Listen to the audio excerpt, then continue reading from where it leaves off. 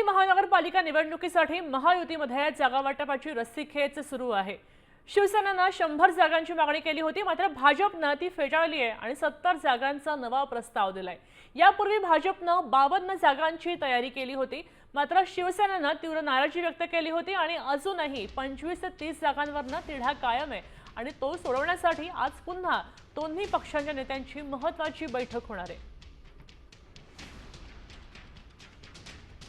बीएमसीसाठी शिवसेनेकडनं 100 जागांची भाजपकडे मागणी होतीये। भाजपकडनं शिंदेसेनेला 100 ऐवजी केवळ 70 जागांचा नवीन प्रस्ताव दिलाय।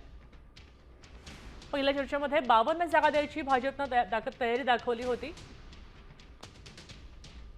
भाजप शिंदेसेनेमध्ये अजूनही 25 ते 30 जागांचा तिढा कायमच आहे।